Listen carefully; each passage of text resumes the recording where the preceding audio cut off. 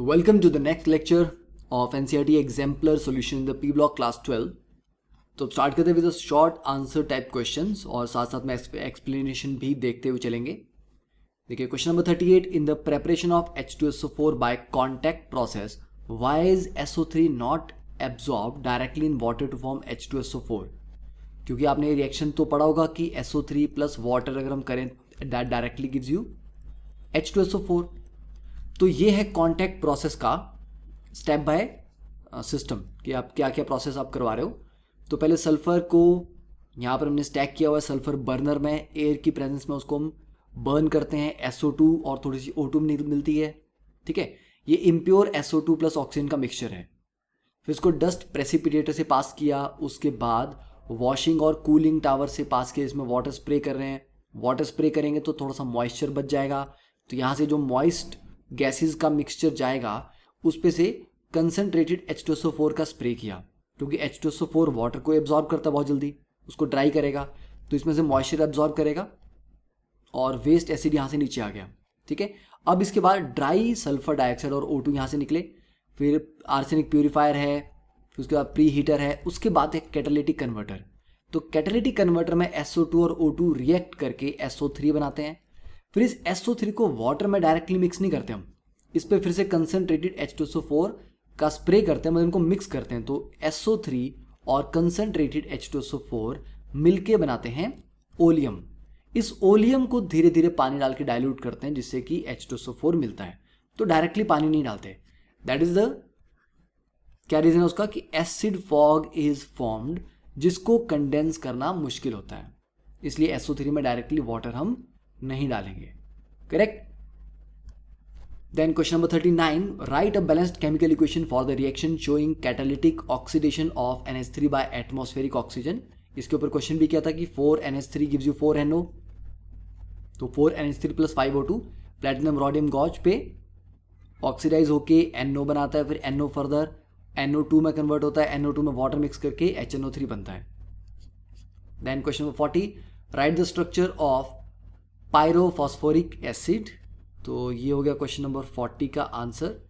This is the pyrophosphoric acid. ठीक है, that is H4P2O7. Okay. Then question 41. PH3 forms bubbles when passed slowly in water but NH3 dissolved. ये 41 का answer है कि NH3 water में H bonding कर लेता है, इसलिए वो सॉल्युबल है. बट PH3 ऐसा कोई H बॉन्डिंग नहीं करता, तो it escapes as a gas, और गैस की तरह निकलेगा तो definitely it will form bubbles. Then question 42. In PCl5 phosphorus का sp3d हाइब्रिडाइजेशन होती है but all its 5 bonds are not equivalent. Justify your answer. तो ये है PCl5 का स्ट्रक्चर NCERT से. एक्सियल बॉन्ड लेंथ है 240 picometre and equatorial bond is 202 picometres. ठीक है, तो देखिए in gases and liquid phase TBP geometry होती है इसकी. ठीक है, गैसेस और लिक्विड में, जबकि सॉलिड में होती है PCl4 1 पॉजिटिव, PCl6 1 नेगेटिव. तो एक्सियल बॉन्ड की रिपल्शन ज़्यादा होती है. ओके, तो this is due to the fact that the axial bond pairs suffer more repulsion as compare to equatorial bond pairs. तो ये आ गया इसकी कंप्लीट डिस्क्रिप्शन जो आपको याद भी रखनी है. और इसके साथ में एक और सॉल्ट एग्जाम्पल जस्ट इंक्लूड कर रहा हूँ क्योंकि अच्छा है तो आप का रिवाइज हो जाएगा. Why does PCl3 fume in moisture. कि मॉइस्चर के कॉन्टैक्ट में आते ये फ्यूम्स क्यों बनाता है. बिकॉज मॉइस्चर के साथ ये हाइड्रोलाइज होता है जिसमें H3PO3 और HCl बनता है, तो फ्यूम्स होती हैं HCl की. तो ये भी ध्यान रखना है कि ये दो एसिड बना रहा है और फ्यूम्स HCl की वजह से दिखाई देती हैं आपको, H3PO3 की फ्यूम्स नहीं होती. तो क्वेश्चन ये भी आ सकता है कि फ्यूम्स किसकी हैं या फ्यूम्स का कॉम्पोनेंट क्या है. Next question 43. Why is nitric oxide paramagnetic in gaseous state but the solid obtained on cooling it is diamagnetic. देखिए इन gaseous state NO2 exists as monomer और उसकी टेंडेंसी, क्योंकि उसके पास एक अनपेड इलेक्ट्रॉन है तो बहुत जल्दी वो डाइमराइज करने की टेंडेंसी रखता है. तो डाइमराइज करके N2O4 बनाता है, इसमें कोई अनपेड इलेक्ट्रॉन नहीं. That is why it is diamagnetic. Then question 44. Give reason to explain why ClF3 exists but FCl3 does not. ClF3 में क्लोरीन की ऑक्सीडेशन स्टेट है +3 और फ्लोरीन की है -1. अगर आप FCl3 बनाओगे, पहली बात है फ्लोरीन का ऑक्टेट एक्सीड कर जाएगा, तो फ्लोरीन कभी भी अपना ऑक्टेट एक्सीड नहीं कर सकता, एक से ज़्यादा बॉन्ड नहीं बना सकता fluorine. Then 45 out of H2O and H2S, which one has higher bond angle and why? देखिए H2O का बॉन्ड एंगल 104.5 होता है, ठीक है, ऑक्सीजन के 2 लोन पेयर हैं। अब ऑक्सीजन क्योंकि ज़्यादा इलेक्ट्रोनेगेटिव है, तो जो इलेक्ट्रॉन है थोड़े ऑक्सीजन की तरफ होंगे, तो ये नज़दीक होंगे तो आपस में रिपेल करेंगे, बॉन्ड एंगल बड़ा होगा। यही चीज़ जब आप H2S में देखोगे तो सल्फर की इलेक्ट्रोनेगेटिविटी उतनी ज़्यादा नहीं है, तो इसके इलेक्ट्रॉन उतने ऊपर नहीं होंगे, तो इनके बीच में डिस्टेंस कंपैरेटिवली ज़्यादा होगा, तो ये उतना रिपेल नहीं करेंगे। तो साइड से जो लोन पेयर की रिपल्शन है ये इसको थोड़ा पुश करके एंगल थोड़ा छोटा कर देगी। तो सेंट्रल एटम जितना ज़्यादा इलेक्ट्रोनेगेटिव होता जाता है, बॉन्ड एंगल उतना ही बढ़ता जाता है, तो इसलिए H2S का बॉन्ड एंगल कम होगा, H2O का ज़्यादा होगा। तो ये हो गया क्वेश्चन 45 का आंसर। ये था 44 का answer, because fluorine is more electronegative as compare to chlorine. ठीक है, आप उसको आप ऐसे एक्सप्लेन कर सकते हो कि फ्लोरीन मोर इलेक्ट्रोनेगेटिव है, तो अगर 3 क्लोरीन से बॉन्ड बनाएगा तो फ्लोरीन की ऑक्सीडेशन स्टेट -3 आनी चाहिए। -3 का मतलब है कि एक तरह से सोचा जाए तो ये 3 इलेक्ट्रॉन का इक्विवेलेंट गेन कर रहा है, पर ऐसा पॉसिबल नहीं है। फ्लोरीन सिर्फ एक ही नेगेटिव ऑक्सीडेशन स्टेट शो करता है, दैट इज -1। ठीक है, -3 हो नहीं सकता, तो इसलिए ये एग्जिस्ट नहीं करेगा। और मोर एप्रोप्रिएट रीजन इज कि ऑक्टेट एक्सीड नहीं कर सकता अपना। Then question 46, SF6 is known but SCl6 is not. देखिए, जब भी कोई एलिमेंट फ्लोरीन के साथ कंबाइन करता है तो फ्लोरीन इतना इलेक्ट्रोनेगेटिव है कि वो उस एलिमेंट की हाईएस्ट ऑक्सीडेशन स्टेट को इजीली अचीव कर लेता है। तो सल्फर अपनी हाईएस्ट ऑक्सीडेशन स्टेट +6 एक ऑक्सीजन के साथ कंपाउंड में शो करता है और एक फ्लोरीन के साथ, पर क्लोरीन उतना इलेक्ट्रोनेगेटिव नहीं है, तो सल्फर उसके साथ बॉन्ड बनाने में अपनी हाईएस्ट ऑक्सीडेशन स्टेट को अचीव नहीं कर पाएगा। सेकेंड, फ्लोरीन छोटा है, तो छोटे छोटे 6 फ्लोराइड्स अकोमोडेट करना सल्फर के चारों तरफ कंपैरेटिवली इजी है। क्लोरीन रिलेटिवली बड़ा है, तो 6 बड़े क्लोराइड्स एक सल्फर एटम के चारों ओर अकोमोडेट नहीं हो पाएंगे, that is why it is not feasible. ठीक है, तो ये आ गया 46 का answer. And question number 47, on reaction with chlorine phosphorus form 2 types of halides, PCl3 and PCl5। ठीक है, तो जब एक्सेस ऑफ क्लोरीन होगी तो PCl5 और लिमिटेड है तो PCl3। PCl5 it is a yellowish white powder, PCl3 colourless oily liquid, ये भी याद रखना है। Identify A and B and right the formula of their hydrolysis products. तो A और B तो आपको पता होगा, हाइड्रोलिसिस में क्या होगा, PCl3 से बनेगा H3PO3 और PCl5 से बनेगा H3PO4 plus HCl। Next is question number 48, in the ring test of nitrate ion Fe2 positive ion reduces nitrate to nitric oxide which combine with Fe2 positive to form brown complex।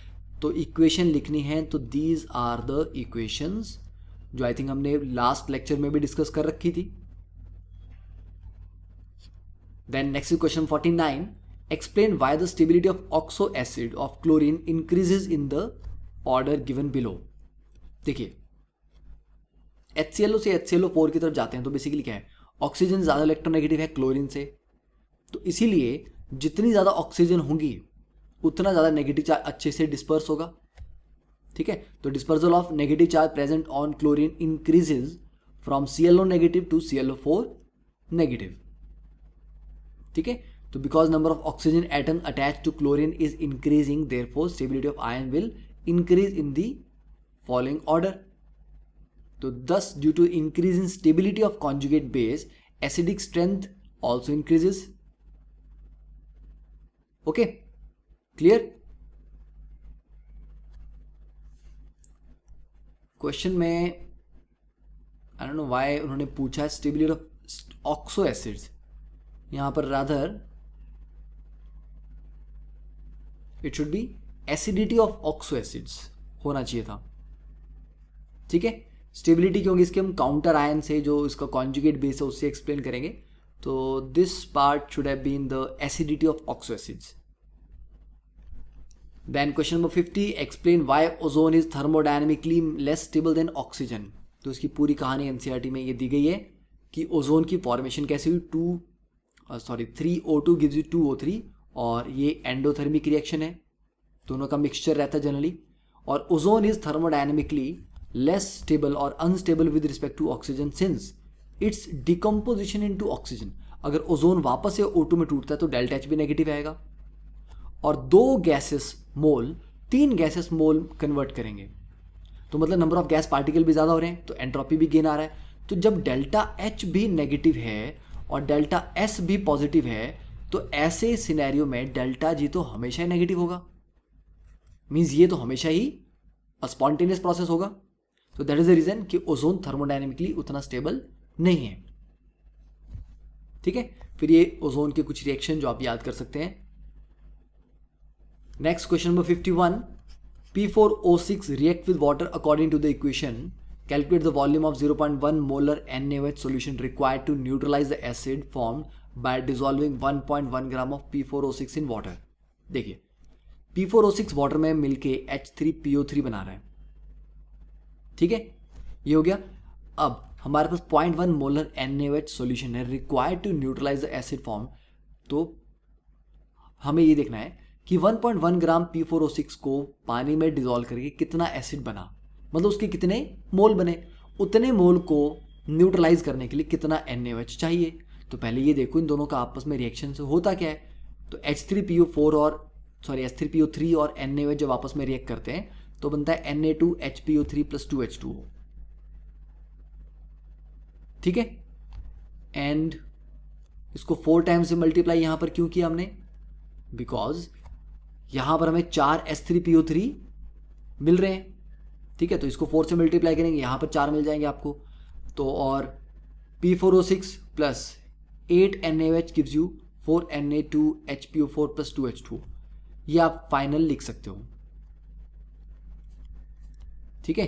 इन दोनों को अगर आप add कर लोगे तो 4 से multiply करने पे ये H3PO3 कैंसिल, और टोटल हमारे पास NaOH कितने आ गए, 4 × 2 8।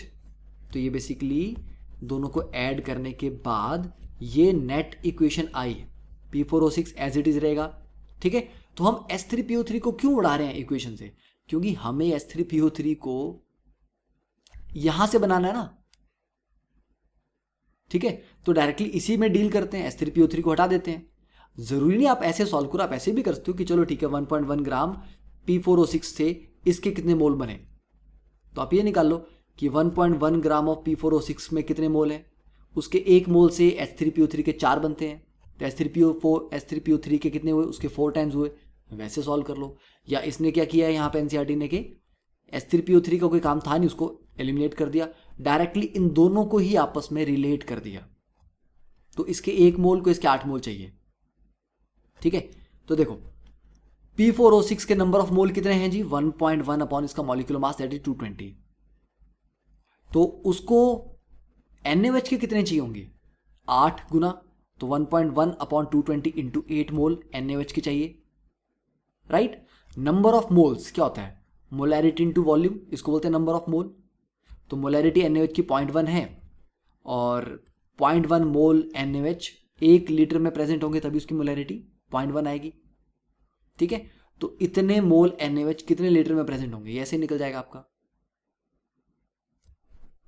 ठीक है, क्लियर। या आप ऐसे कर लो यार, M1V1 इज इक्वल टू, दोनों के नंबर ऑफ मोल बराबर हैं, तो NaOH के नंबर ऑफ मोल आ जाएंगे उसकी मोलैरिटी इंटू उसका वॉल्यूम, और P4O6 के तो नंबर ऑफ मोल डायरेक्टली पता ही है हमें, 1.1 अपॉन 228, ठीक है। और NaOH के उसके 8 टाइम चाहिए थे, तो इतने आगे, तो मोलैरिटी है इसकी 0.1, वॉल्यूम हो जाएगी V, इसको यहाँ मल्टीप्लाई करके सॉल्व कर लोगे तो यहां से भी आपका वॉल्यूम निकल जाएगा, ठीक है, डन। तो वॉल्यूम आया 0.4 लीटर, दैट इज 400 ml। तो काफी सिंपल क्वेश्चन था।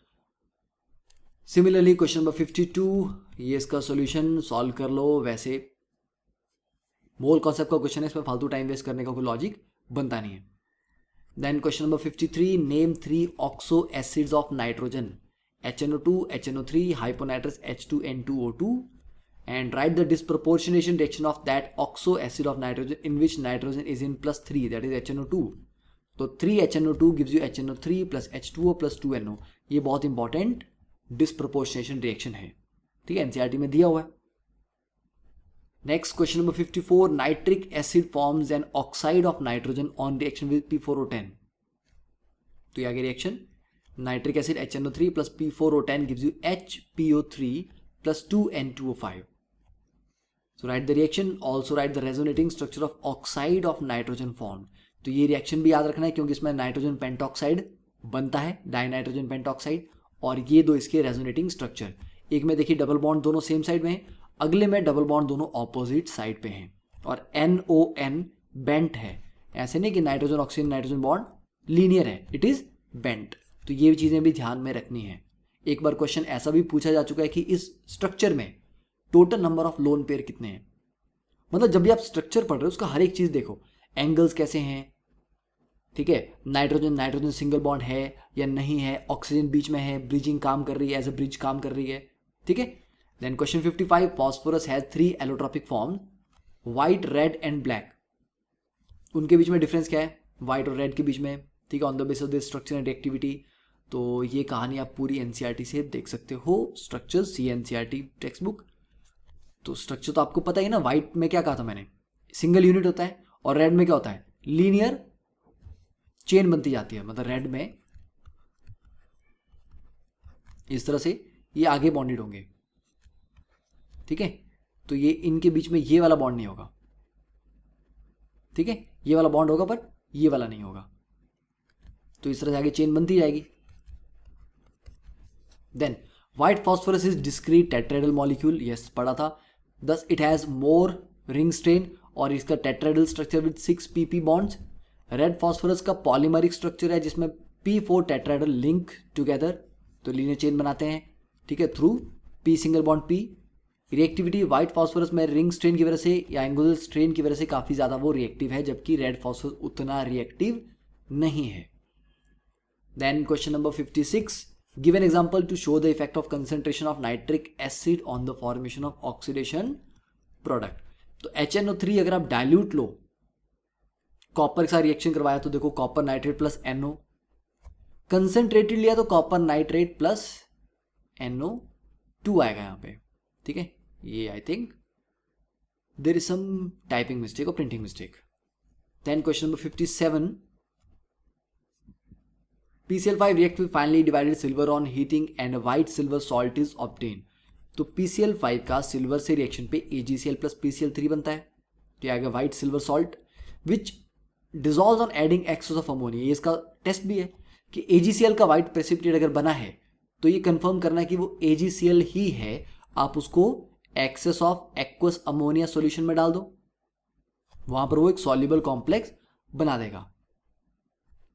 Then phosphorus forms a number of oxo acids. Out of these oxo acid, phosphenic acid has strong reducing property, that is H3PO2। क्यों? क्योंकि उसमें pH बॉन्ड ज़्यादा होते हैं, ये हमने पहले पढ़ लिया हुआ है। जितने फॉस्फोरस हाइड्रोजन बॉन्ड्स होंगे उतनी ही रिड्यूसिंग टेंडेंसी ज़्यादा होगी, तो ये AgNO3 को रिड्यूस कर देता है सिल्वर में, ठीक है। तो that completes up to question number 58। अब स्टार्ट करते हैं मैच द फॉलोइंग टाइप। देखिए question number 59, match the compound given in column 1 with hybridisation and shape given in 2 XeF6, 6 single bond और एक पेयर, तो 7 हो गए। 7 में कितना होगा, 5 6 7, दैट इज पेंटागनल बाइपिरामिडल, ठीक है। तो 6 + 1 7, 7 के लिए हाइब्रिडाइजेशन कितनी आ जाएगी, sp3d3, तो A का तो 1 हो जाना चाहिए, डिस्टॉर्टेड ऑक्टाहेड्रल। तो XeF6 का पेंटागनल बाइपिरामिडल क्यों नहीं होता, तो अगर आप इसकी कहानी पढ़ेंगे तो यहां पर 4 फ्लोरीन, ये हो गए इक्वेटोरियल, एक फ्लोरीन ऊपर हो गया, एक फ्लोरीन नीचे हो गया, और जो लोन पेयर है, बोलोगे लोन पेयर कहां गया, लोन पेयर एक्चुअली एक पर्टिकुलर पोजीशन पे नहीं होता, कभी वो यहां पे होता है, कभी वो यहां पे होता है, ठीक है। तो लोन पेयर के पास कोई डिफाइंड पोजीशन नहीं है, इसीलिए इसको डिस्टॉर्टेड ऑक्टाहेड्रल बोलते हैं। तो ये एक इंपॉर्टेंट स्ट्रक्चर है, केमिकल बॉन्डिंग हमने पढ़ा हुआ है। XeO3 ऑक्सीजन के साथ बनेंगे डबल बॉन्ड, तो जिनॉन के पास वैलेंस इलेक्ट्रॉन कितने होते हैं? 8।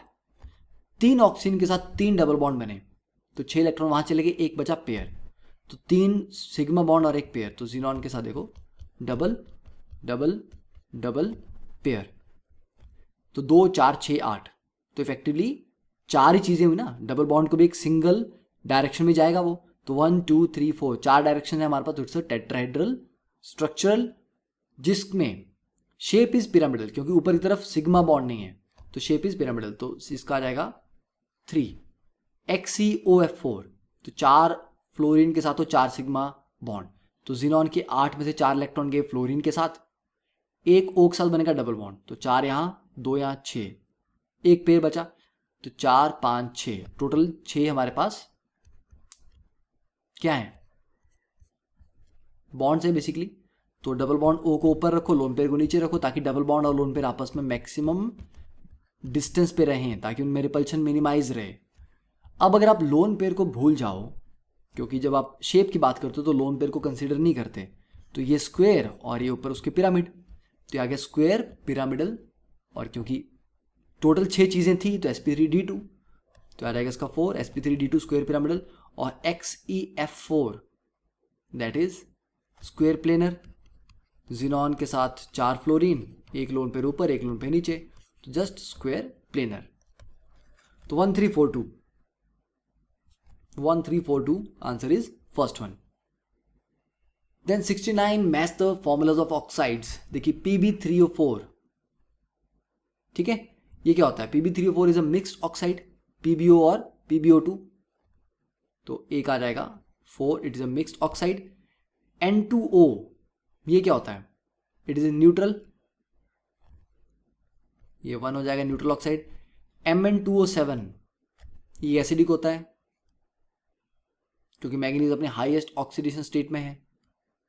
Bi2O3 बिस्मथ, क्योंकि मेटल है तो इसका बेसिक होगा, तो ये आ जाएगा 3 4123 that is second option. Then question number 61 match the item of column 1 and 2। देखिए H2SO4, तो H2SO4 को स्टोरेज बैटरीज में यूज करते हैं, ठीक है ना, लेड एसिड बैटरीज होती हैं, इलेक्ट्रोकेमिस्ट्री में पढ़ा है। CCl3NO2, तो क्या होता है CCl3NO2? हाईएस्ट इलेक्ट्रॉन एंथैल्पी नहीं, चैल्कोजन नहीं, tear gas yes. Cl2 highest electron gain enthalpy yes. Sulphur chalcogen yes, ठीक है। 4312, this is 4312 first one. Next match the species SF4। SF4 का शेप क्या होता है? सीसॉ, तो ये आ गया 3। BrF3 के 3, ये आ जाएगा T shape just like ClF3, T shape आ जाएगा ये 4। NH4 पॉजिटिव परफेक्ट टेट्राहेड्रल है, ये आ जाएगा 1, तो ये बचा pyramidal 2। 3 4 2 1 second one. Then 63 its partial hydrolysis does not change oxidation state of central atom. Partial hydrolysis अभी तो पढ़ा था XeF6 का, तो आई थिंक इसका आंसर A का 2 होना चाहिए, ठीक है, तो A का लिख देते हैं 2। It is use in modern diving apparatus. Modern diving apparatus में हीलियम के साथ डाइल्यूट करते हैं एयर को, करते हैं ना, तो B का जाना चाहिए 1। ये भी आपने सॉल्यूशन कॉलिगेटिव प्रॉपर्टी में पढ़ा है। It is use to provide inert atmosphere for filling electrical bulb. Argon use करते हैं इलेक्ट्रिकल बल्ब्स में, ठीक है, इनर्ट एटमॉस्फेयर प्रोवाइड करने के लिए। और इसका central atom sp3d2 obviously XeF4 होगा ये, तो 2143 थर्ड ऑप्शन। तो दैट कंप्लीट्स, तो that is all for P Block class 12। I hope you understood all the question. एक बार इनको अच्छे से रिवाइज कर लो, याद कर लो, रट लो ढंग से, दैट इज ऑल, ठीक है। आपका जेई मेन नीट जो भी कॉम्पिटेटिव एग्जाम है वो अच्छा जाएगा डेफिनेटली। चलो मिलते हैं फिर नेक्स्ट क्लास में। Thank you, have a nice day.